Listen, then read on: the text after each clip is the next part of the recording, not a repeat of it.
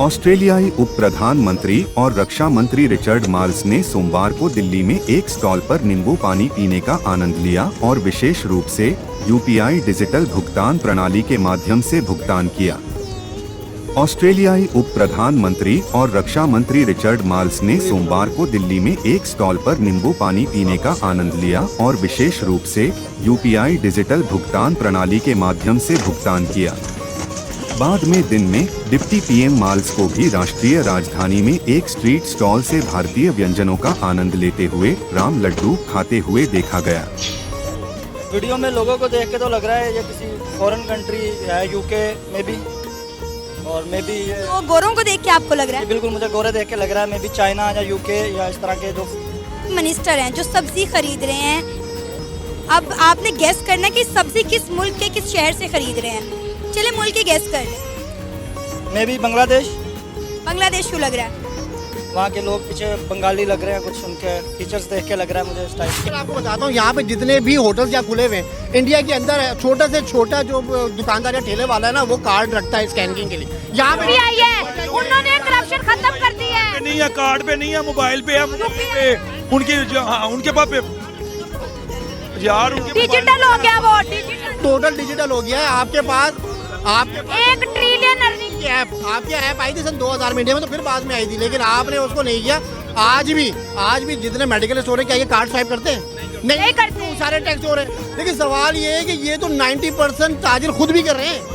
मेरे तो आप कहते हैं कि हमें साइंस और टेक्नोलॉजी में तरक्की करने की जरूरत है। साइंस और टेक्नोलॉजी में अल्हम्दुलिल्लाह तरक्की कर रहा है पाकिस्तान। अगर आप पाकिस्तान को इंडिया के साथ कंपेयर कर रहे हैं तो ज्यादती कर रहे हैं, इंडिया के साथ ज्यादती कर रहे हैं। आप मेडिसिन की बात करें, इंडिया उसमें भी हमसे आगे है। आप इंपोर्ट की बात करें, इंडिया उसमें हमसे आगे है। हमारे अपने ही क्राइसिस इतने हैं कि हम बात ही नहीं कर सकते कि हम लोगों को अवेयर करें कि नहीं जी आप टेक्नोलॉजी में आए, ठीक है, ये बहुत आपके लिए सेफ है। लोग यहाँ पे डरते हैं, लोग कहते हैं कि नहीं यार ये फ्रॉड हो सकता है। इससे पहले दिन में रिचर्ड मार्ल्स ने युवा क्रिकेट खिलाड़ियों के साथ बातचीत की और सोमवार को दिल्ली के अरुण जेटली स्टेडियम के परिसर में गली क्रिकेट भी खेला। मार्ल्स के साथ स्टेडियम परिसर में 14 से 18 साल के युवा क्रिकेट खिलाड़ी भी शामिल हुए। ऑस्ट्रेलियाई नेता ने अरुण जेटली स्टेडियम में पूर्व केंद्रीय मंत्री अरुण जेटली को पुष्पांजलि भी अर्पित की। इससे पहले आज ऑस्ट्रेलियाई उप प्रधानमंत्री और रक्षा मंत्री रिचर्ड मार्ल्स ने विदेश मंत्री पेनी वोंग के साथ दिल्ली में राष्ट्रीय युद्ध स्मारक का दौरा किया और पुष्पांजलि अर्पित की।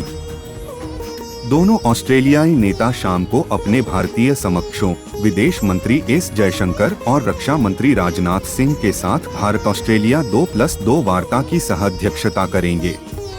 एक आधिकारिक बयान में कहा गया है कि दूसरी भारत ऑस्ट्रेलिया 2+2 मंत्रिस्तरीय वार्ता सोमवार को राष्ट्रीय राजधानी में होगी, जिसके दौरान दोनों देशों के बीच रणनीतिक, रक्षा और सुरक्षा मुद्दों की एक विस्तृत श्रृंखला पर चर्चा होने की उम्मीद है। इसके अलावा 2+2 मंत्रिस्तरीय संवाद भारत ऑस्ट्रेलिया संबंधों की आधारशिला है और जिस प्रकार के क्षेत्र को वे चाहते हैं उसे आकार देने के लिए मिलकर काम करने में प्रगति करने का अवसर है। इससे पहले रिचर्ड मार्ल्स ने कहा, भारत ऑस्ट्रेलिया के लिए एक शीर्ष स्तरीय सुरक्षा भागीदार है और हमारी व्यापक रणनीतिक साझेदारी व्यावहारिक ठोस कार्यों में से एक है जो सीधे इंडो पैसिफिक क्षेत्र को लाभ पहुंचाती है। मे बी ये पाकिस्तान तो नहीं है, पाकिस्तान में तो इस तरह गोरे आके सब्जी खरीदते भी नहीं है। गोरे इस तरह पाकिस्तान में फिरते भी नहीं है। हाँ, उनको तो पूरा प्रोटोकॉल देते हैं भाई, जो आते हैं बाहर से उनके साथ 10-12 पुलिस वाले होंगे, तो जैसे ये खड़े हैं तो पाकिस्तान में गोरों को इतनी सिक्योरिटी नहीं होगी वो खड़े हुए ऐसे। अच्छा, ये बांग्लादेश भी नहीं? अच्छा, फिर मे बी बांग्लादेश भी नहीं है, इंडोनेशिया तो इंडिया हो सकता है। इंडिया हो सकता है। इंडिया क्यों लग रहा है आपको? जिस तरह वो लोग वहाँ पे खड़े हैं और जो बैकग्राउंड है उनका, उनको देख के भी लग रहा है। और इंडिया में तो गोरों का आना जाना बहुत आम हो गया है और वहाँ पे आके वो डेली कन्वर्जन्स में चीज़ों में वहाँ एक्टिविटी करते हैं आके। बिल्कुल, ये इंडिया ही है। और ये कहना चाहूँगी कि अगर आप पाकिस्तान को इंडिया के साथ कंपेयर कर रहे हैं तो ज्यादती कर रहे हैं, इंडिया के साथ ज्यादती कर रहे हैं, क्योंकि हम लोगों को तो आज़ाद हुए बिल्कुल उतने ही साल हुए हैं। लेकिन अगर आप आज़ाद होने के हवाले से बात कर रही हैं ना, तो बहुत सारी चीज़ें इंडिया की अगर हम कंपेयर करने लगे, इवन मेडिसिन ही कर लें, ज़्यादा दूर ना जाएं, बहुत छोटी सी जगह है। आप मेडिसिन की बात करें, इंडिया उसमें भी हमसे आगे है। आप इंपोर्ट की बात करें, इंडिया उसमें हमसे आगे है। आप इवन दो अब क्रिकेट का सीज़न चल रहा है, हर जगह ही इंडिया हमसे आगे है। हम टेक्नोलॉजी में इंडिया तो दूर, हम बांग्लादेश का भी मुकाबला नहीं कर सकते, ऑनेस्टली स्पीकिंग। क्या वजह है? बाय द वे, यहाँ पे वजह मैं आपको वही बताने लगी हूँ कि बाय द वे यहाँ पे टेक्नोलॉजी का मुकाबला करने के लिए जब तक खानापुरी होगी, काम नहीं होगा हमारे मुल्क में। ऑनेस्टली स्पीकिंग सिर्फ खानापुरी हो रही है, काम नहीं हो रहा।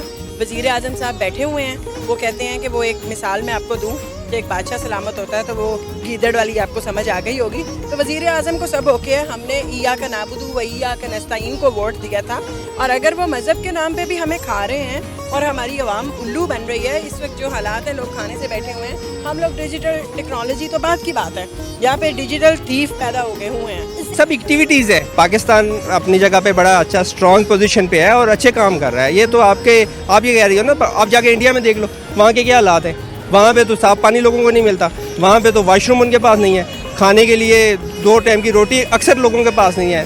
कितने % लोग वो गुर्बत की लकीर से नीचे गए हुए हैं। पाकिस्तान के लिए जंग करने के लिए हमें ज़रूरत नहीं है। वो टेक्सटाइल में हमसे आगे चले गए हैं, वो गारमेंट सेक्टर में हमसे आगे चले गए हैं, वो ज़राअत में हमसे आगे हैं। मतलब कि इवन देन वो हर मामले में आप देख ले ट्रांजैक्शन हो जाती है। अब उन्होंने ऐसे एटीएम बनाए हैं जिसमें कार्ड भी नहीं लगता, सिर्फ पिन डालो, QR स्कैन करो, पैसा निकालो। तो पाकिस्तान में ये सिस्टम क्यों नहीं है? अब मैं यही तो पूछ रही हूँ, हमारे मुल्क में क्यों नहीं है? पाकिस्तान में बड़ी ऐसी सहूलतें हैं जो पाकिस्तान में नहीं है। बाहर की कंट्री में, इंडिया में, अमेरिका में और भी कई कंट्रीज जो हैं वो वहाँ पे ये रूल्स यानी कि ये इस्तेमाल हो रहे हैं। मिनिस्टर इंडिया के एक मार्केट में सब्जी खरीद रहे हैं और सब्जी खरीदने के बाद जब पेमेंट करने की बारी आई तो उन्होंने QR कोड स्कैन करके पेमेंट की सब्जी वाले को, और वो हैरान हो गए। नहीं है, वो इंडिया में पहुँच गया है। लाइक इंडिया के वेंडर्स जो हैं वो भी QR कोड स्कैन करके पेमेंट ले रहे हैं। क्या कहेंगे इस हवाले से आप? देखिए, इस हवाले से तो हमारे मुल्क में तो खामोशी इख्तियार की जाए तो बेहतर है।